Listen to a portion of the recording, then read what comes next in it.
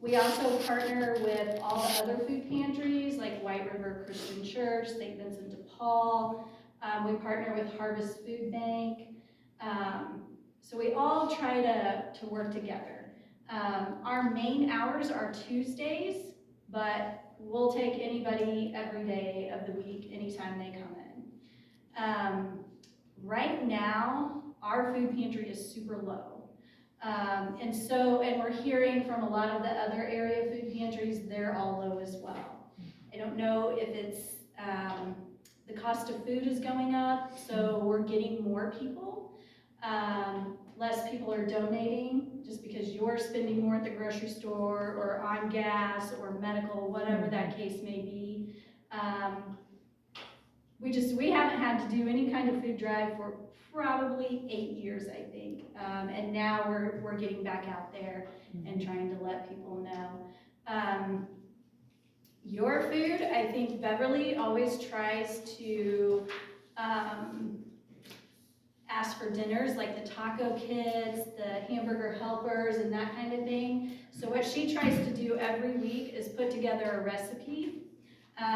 So if we have hamburgers, she might ask for spaghetti sauce. That way a family could make spaghetti. And then whatever canned foods, like if we have canned fruit, we'll put that in there. Canned vegetables, we'll put that in there.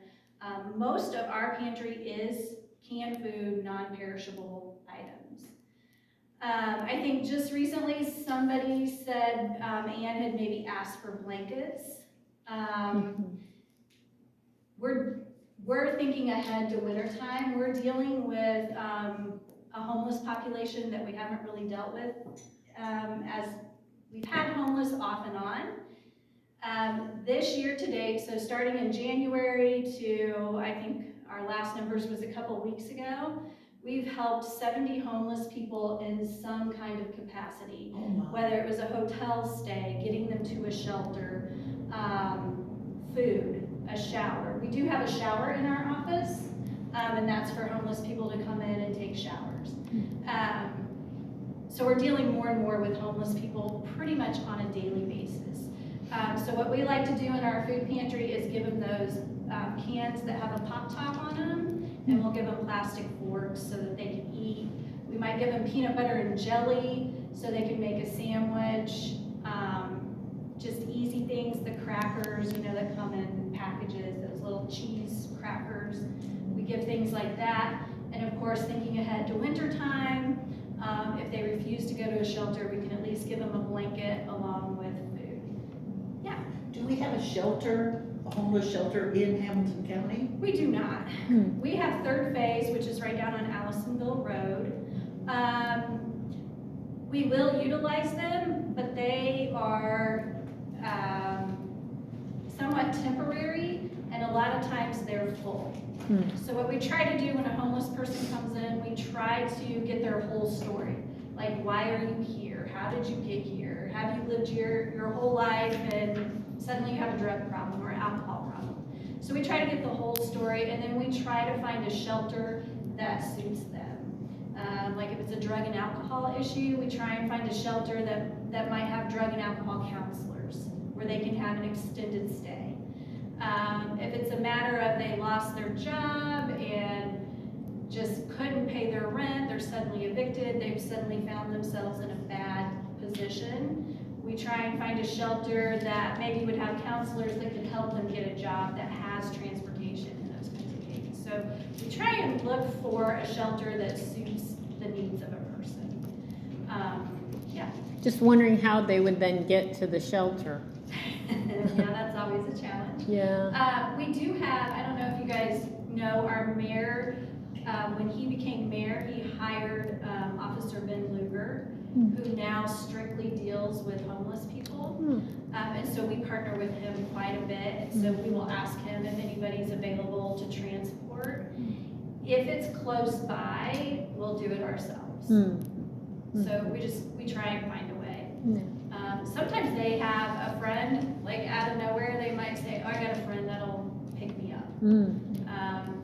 We have a few people that just flat out refuse to do anything, and they're currently just living on the streets. And they'll come in daily for food, shower, We have a couple girls that come in daily. They ask us to microwave them oatmeal and ramen noodles. And that's their breakfast. We feed them breakfast, they take a shower, and then they go back out, and we might see them the next morning. And we try every day. Every day we try and say there's a better way to do this. And so eventually maybe they'll do it. But yeah, it's the homeless population is becoming an increasing problem. Like I said, I've been at the office 20 years, and 20 years ago we might have seen one or two for that entire year, and now so far it's been 70 people, and it's almost a daily thing. I saw Nancy Chance from Good Samaritan last weekend, Yeah, and she said that Hamilton County is the worst county for homelessness. it is. Right now. Yeah, Not always, but right now. it We is. are the worst county for homelessness. And part of that is, part of it is we don't have a shelter.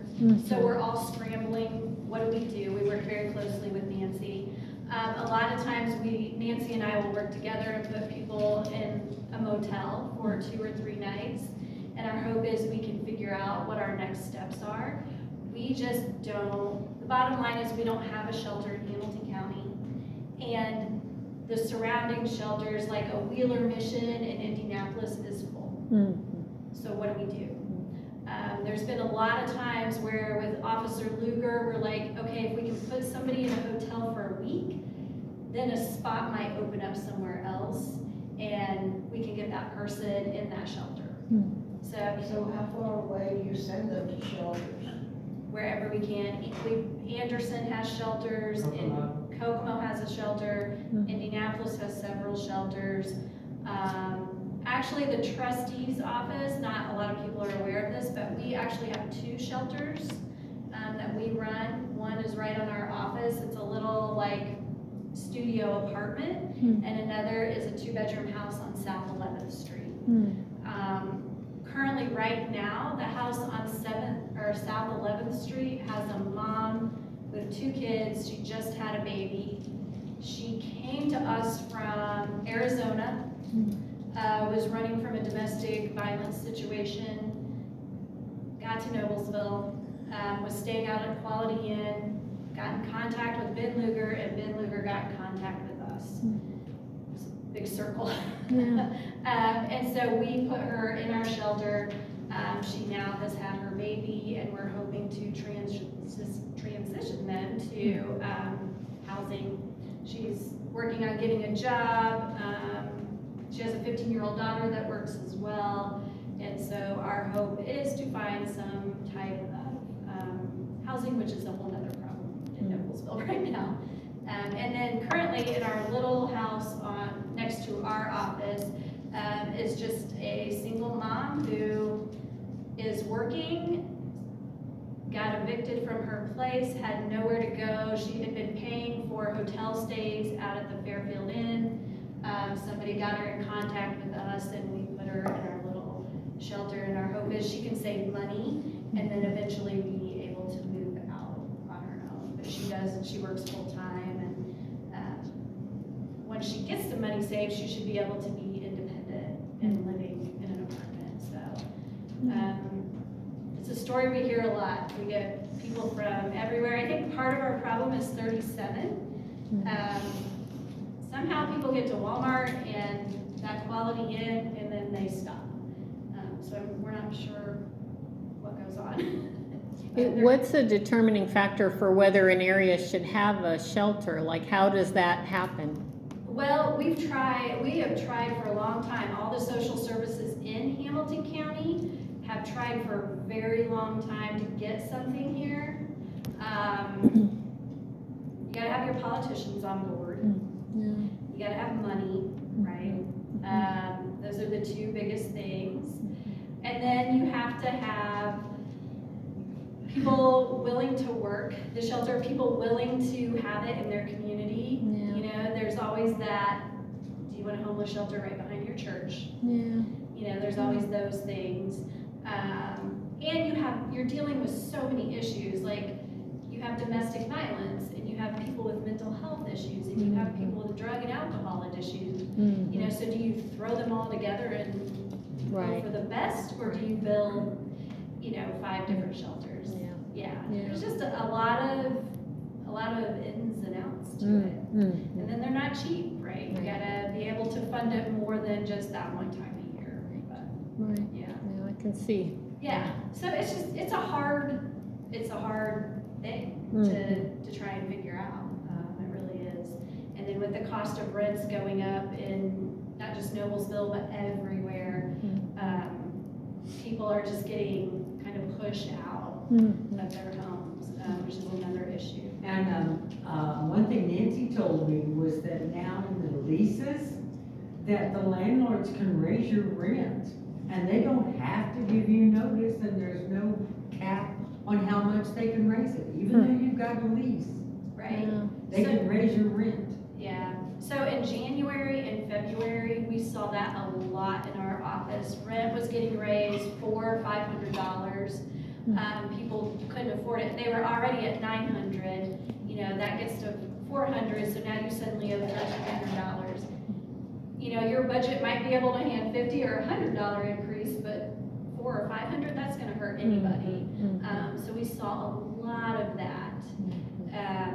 Then it kind of tapered off, and then we now have been dealing with people just in evictions. They're getting evicted.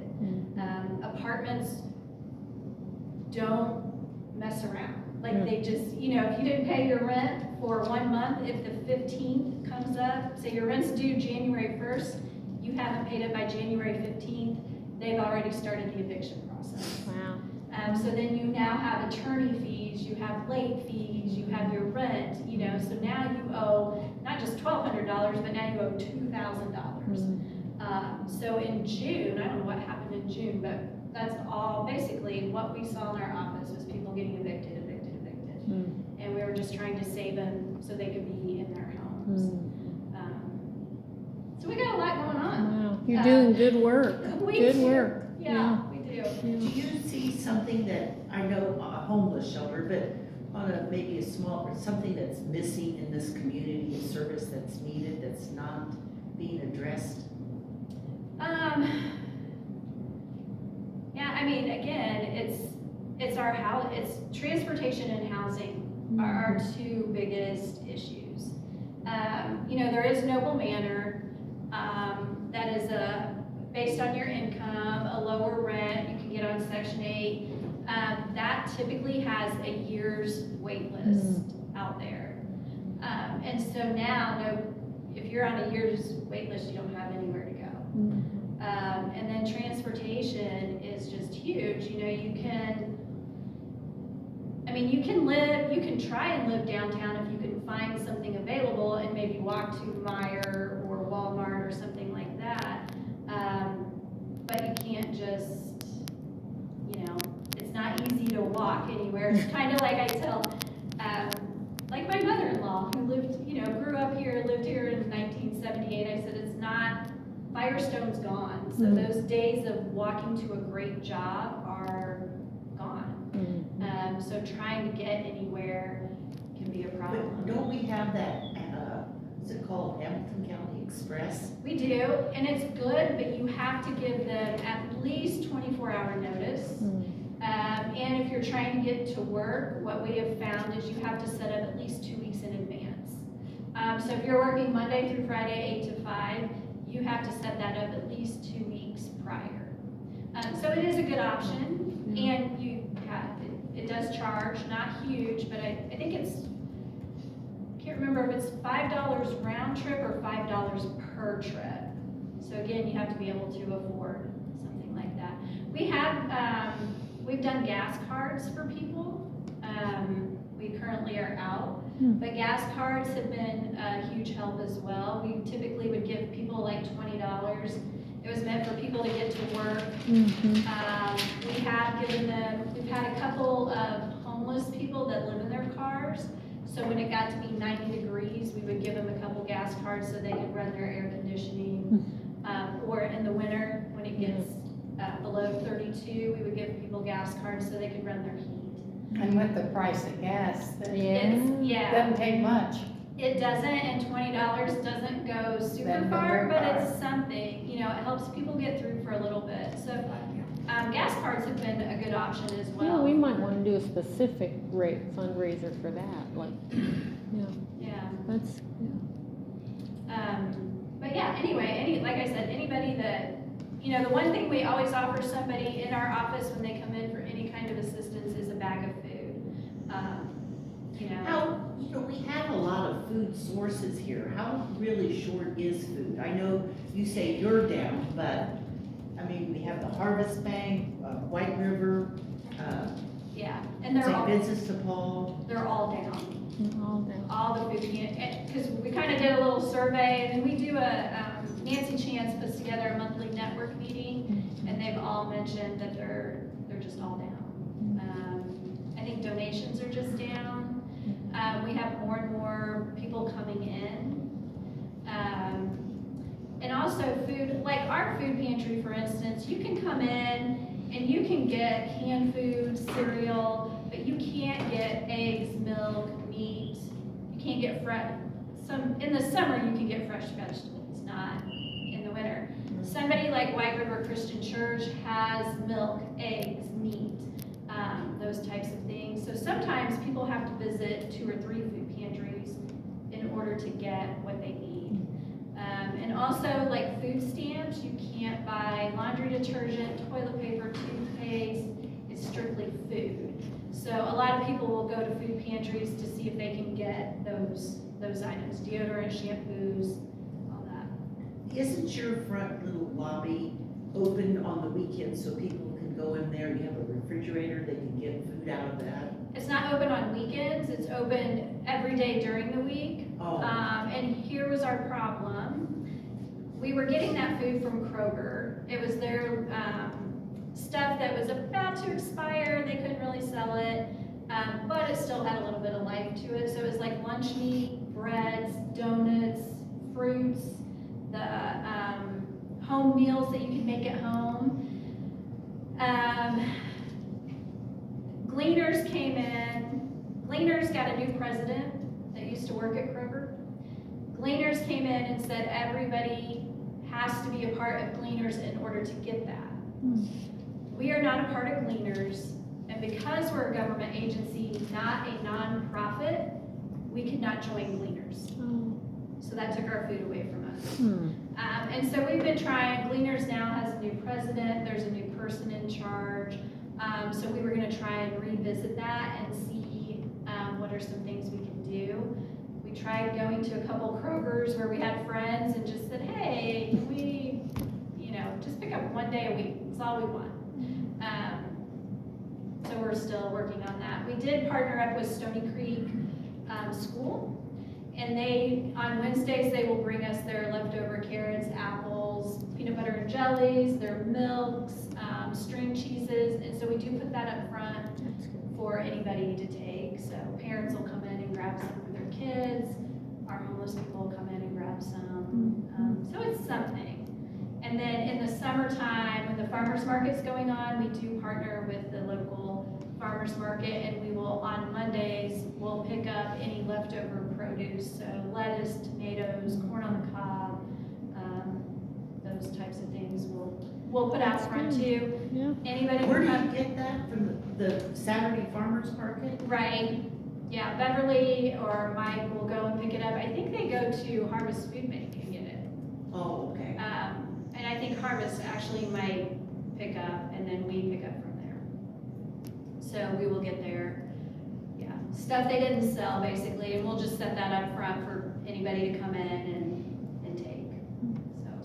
So, yeah. While ago, you mentioned the hamburger or meat. Uh-huh. How do you get that? Did you buy it and give it to people? So what we just did, out of the, you know, when the Hamilton County 4-H fair is going on, Harvest Food Bank, it's called Feeding the Need.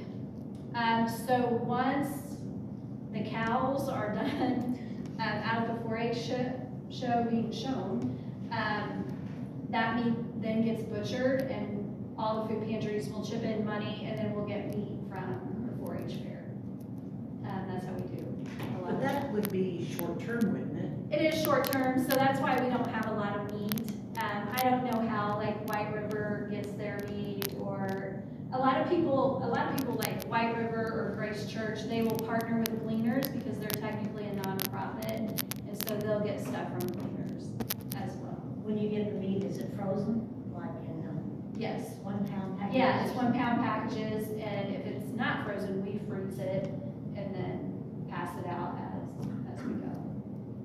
So St. Michael's, I think in Carmel, they do a big potato day. It's getting ready to come up, so we'll go get sacks of potatoes and put them out front for people to come in and get. Just kind of random things, really, that we all just try and work together on. But What's the diversity that comes in? oh, we have all kinds. Mainly it's white people, but we have all different age groups.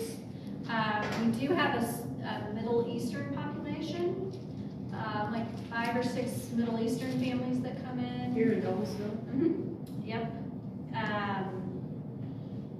Yeah, we do have a few Hispanic people that come in. Our Hispanic folks that came in, it was usually like 3 or 4 guys that worked at the Model Mill building, actually, and they would just come in and grab a sandwich or some donuts. If it was lunchtime, they'd come in and, get stuff. And actually, a lot of times, they would trade us. If they came in and got sandwiches, they would give us peppers and tomatoes from their garden, and put it out, or they would just specifically give it to us to go make salsa or something. But yeah, mainly it's, some families, we get a lot of seniors, and then middle. We're kind of all over the board, really. Can't predict much. We do have a few seniors that come in that really just want to socialize, just talk, tell us how life is going, which is also a great thing to have for the food pantry, because a lot of times people come in, and if we know that they're maybe don't have family around or something, then we can, ask them how life is going, and if there's a need that they might have other than food or whatever. I know during COVID, we called and checked up on a lot of those people. A couple times I saw them in the grocery store, so it was good to know, because people just couldn't come in at that point. So it was good to know they were still doing okay. So food pantry does a lot more than just, give food. You can see true needs of people. Do you have anything specific that you do for children like under 5? Like, as far as, like, food, or just in general? I don't know, any certain program that you have or do?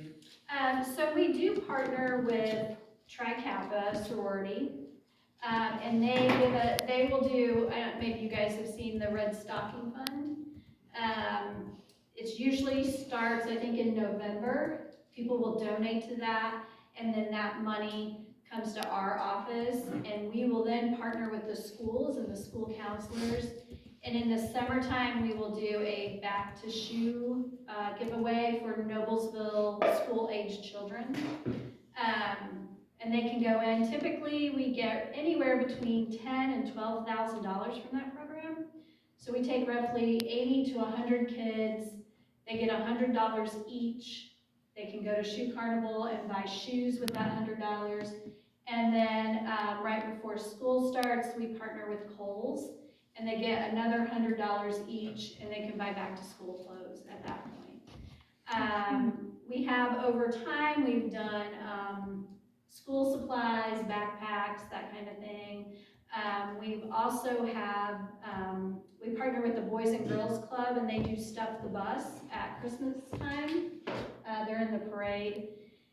Again, that's roughly about $10,000 worth of stuff that comes to our office. It's food, it's diapers, it's toilet paper, whatever we might need. But a lot of times there's toys. So in our back room, we keep a supply of toys, board games, and if anybody comes in needing a birthday gift for their kids, or they miss Christmas sign-ups and they need Christmas, we'll give them Christmas toys.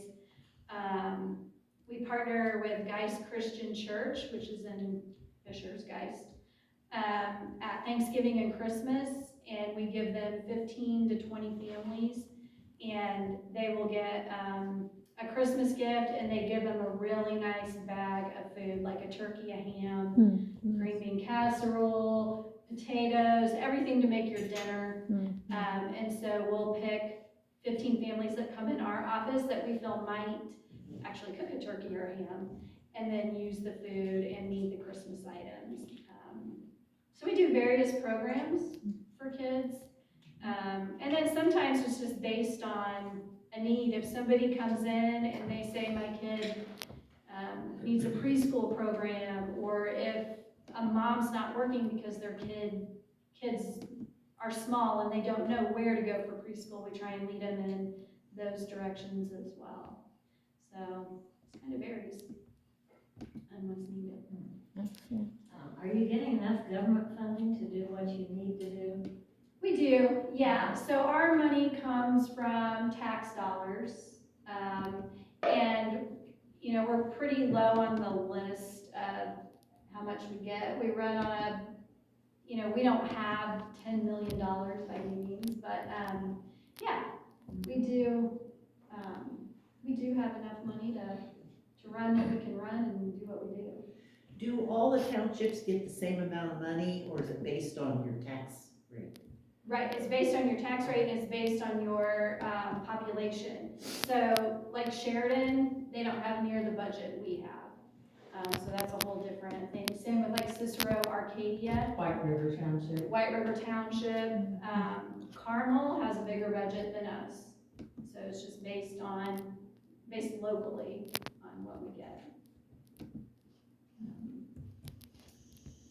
Anything? Listen, Yeah. years ago, many moon ago, there used to be a county farm or county home that was out here. Mm-hmm. The one that burned. I remember the The one one that that burned. Did it burn? Oh, Yes, yeah. it burned down. We were at our mother's house that night. Yeah, she lived in Noble Noble Manor. and it burnt. We were at her house the night it burned. Yes. Okay, my question was, what happened to all those people that used to be out there? Somebody said they went to nursing homes. And I that, think they did. I worked at the library then, and I would go out and do programs from the library there. And I think when they closed it, they all went to nursing homes. Are they there now? Do taxpayers? Do we Imagine have- they're all dead now. Yeah, because that was that many years ago. They probably are. But surely that supply didn't dry up. There were those kind of people still around today, right? Oh, yeah. Yeah, well, they're homeless. That's kind of what they're- we're talking about. Yeah. Yeah, I've only read about that home. I know it burned a long time ago, and I think you're right, that people did end up in nursing homes. I think it was older. A lot of them were mentally challenged, Yeah. so they ended up in nursing homes. Some of them were just old, no place to go. Yeah, Yeah. no, our mother died in '03, and so it was prior. Before that. It was prior to that. It was probably Yeah, around I'm sure 2000. everybody there, it was a wonderful place. It's very, It's too bad that our tax dollars won't go to build A a shelter. shelter here Yeah. for them. Right. We try. Yeah. Well, then we are the government is taking care of them and paying for their nursing home? no, that was a long time ago. That program isn't there anymore. Okay, it's the reason. Your Medicare is what pays for it. Medicaid. Medicare or Your Medicaid. Medicaid, Yeah. yeah, okay. And that's part of the reason why her programs are so important, is because they're trying to fill the gap that's left by not having that kind of Yeah. a resource. Yeah. Yeah. It's like they closed Central State in Indianapolis because they didn't, it just wasn't a healthy environment for people who have mental health issues. Yeah. And so they went out on the street, they're in the prisons. And no support. So, Yeah. you know, there's, Yeah, it is a problem, and that's what we're all struggling with, is where these people go now. Mhm. Because places like Central State closed down. and you don't have a lot of options anymore. Especially if you have a true, like schizophrenia or bipolar or multiple personalities, I mean, They can hold you for 72 hours, but then you're gone. Mhm. it's a It's a problem. mess, honestly, it's Yeah. a mess. And we do, we just moved, we had a gentleman come in our office, he just came in for rental assistance, but found out he was living in an apartment here in Noblesville that, he shouldn't have been in. It's a horrible, horrible conditions. And so upon talking to him, we got him on Social Security, we got him on Medicare, we got him on the list for hand, which is a 55 and over. They build apartments for 55 and over, and their lower income, maybe $400 or $500. So we got him on that list. We got him moved to Lebanon in a way nicer place, and now he was stable. And they called us and said he had a heart attack, and so now we are looking at nursing homes here, closer to us in town. They say he should be good and back, be able to live, but he just needs some rehab for 30 days. So we're facilitating that because he has no family. And he just randomly happened to walk into our office. So we get a lot of that sometimes, where we are trying to fill those gaps and needs. You said he came in for rental assistance. How much help can you do with that? So he owed about $4,000. He had no money coming in. We did not pay that. And after talking to him and realizing he was old enough to be on Social Security, he just had nobody helping him navigate the paperwork. So we helped him navigate all that. He finally got Social Security, and again, Medicare. And then we helped him fill out the paperwork for the hand organization and helped him find a better, and then we actually helped him move. So we got our husbands and a truck and a trailer and helped him move to Lebanon. 2 husbands and a truck, huh? That should be our new, that's a good one. We're gonna take that back to work. 2 husbands and a truck, yeah, they get volunteered all the time. So, yeah, instead of just paying his rent and moving him out the door, we tried to find all the other solutions he really needed. We do have a guy in our office that will go out and do home inspections. So when this individual came in, he said he hadn't been paying rent because he had a hole in his ceiling, and it had been there for a year. So we sent our investigator out, and it wasn't a hole, it was like half the ceiling gone. That was a big hole. I know, I'm like, men's definition of holes and women's definition of holes are 2 very separate things. And then just upon doing that inspection, there was a lot of just other stuff going on in the house that just needed fixed. His stove didn't work. He had black mold growing on the wall. I mean, just a lot going on there. And so, when he came in for rent, and then we do have the ability, if we do a home inspection and we see that kind of stuff going on, we can tell the landlord, we're not paying that. You gotta do some upgrades to make this a livable condition. So we do have the ability to say we're not paying. Now, if that hurts the client, we don't obviously want to do that, but in this situation, he just needed to be moved out and put somewhere better. So that's what we did. We did not pay rent. We said we're moving you, and you need to fix your places. So Do you have volunteer opportunities? our office is small. We really don't. Randomly, we might. Sometimes at Christmas, we fall a little bit behind organizing our food pantry and just getting everything together. But for the most part, our food pantry is kind of it when it comes to volunteering. So we don't always have something every single week for somebody to do is part of it. And that's when we ask people, the best way you can help us is like you guys do, providing food or blankets or whatever that need may be, for us. The feeding team has these little Right. cabinets or whatever you call them Mhm. all over town. How effective is that? And have you thought of putting one in Seminary Park? That's not us. So that's Mark Hall and. Right. Yeah, so we don't have a lot to do with that. So as far as Seminary Park goes, that would be maybe you guys reaching out and saying, have you thought of putting one there? I mean, how does that all work? You know? As far as I know, you would contact Mark, and he has a website, he also has a Facebook page. You would contact him, and I think if they feel like Seminary, they could put one there, they would do it. As far as I know, I don't think But they, how do those get filled, supplied? donations through people, they get, filled, and then as far as I know, anybody can just go to them and take. So like if you have people out of the park that might be homeless, they could just open it and take a can of food.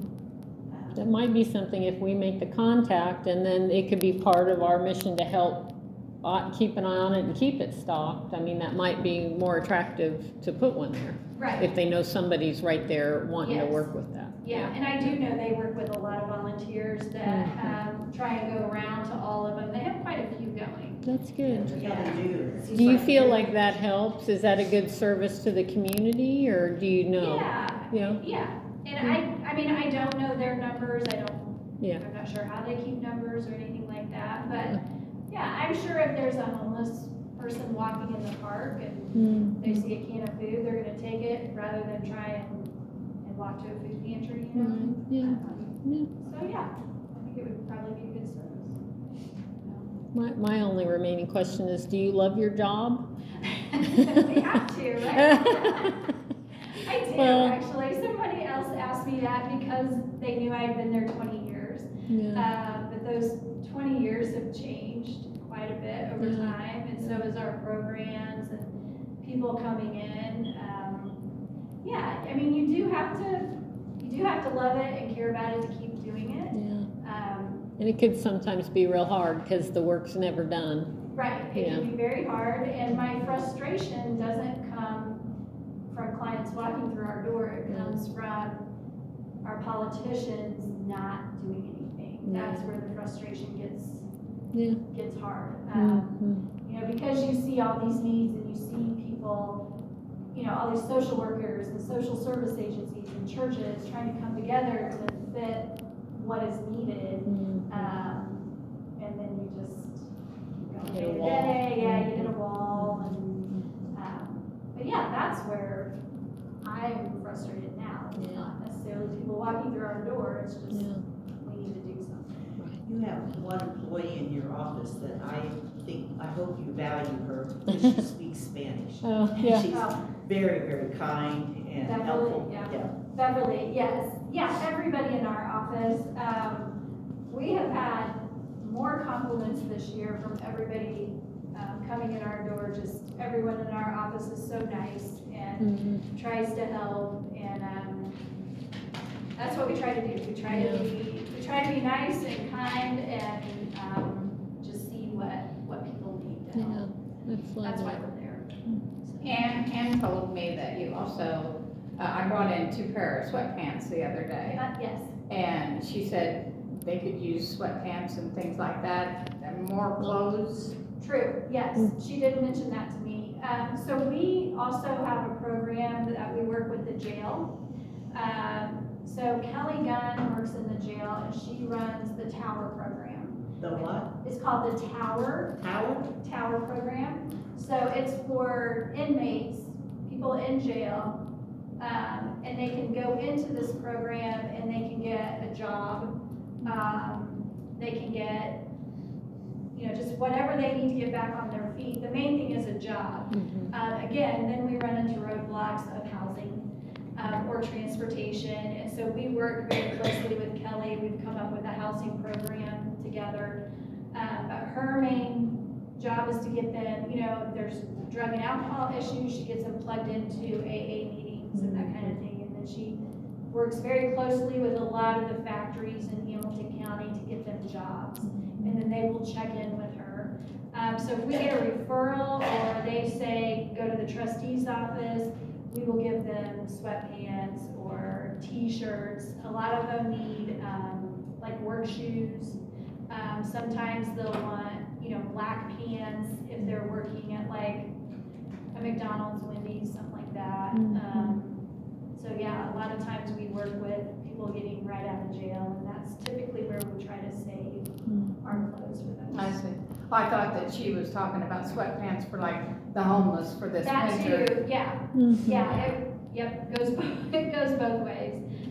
Because sometimes a lot of our people getting out of jail end up right back in jail or homeless. So yes, it works both ways. Do you have racks of clothes that there? We don't have racks. We do have like 2 like hanging racks, and then we have one thing.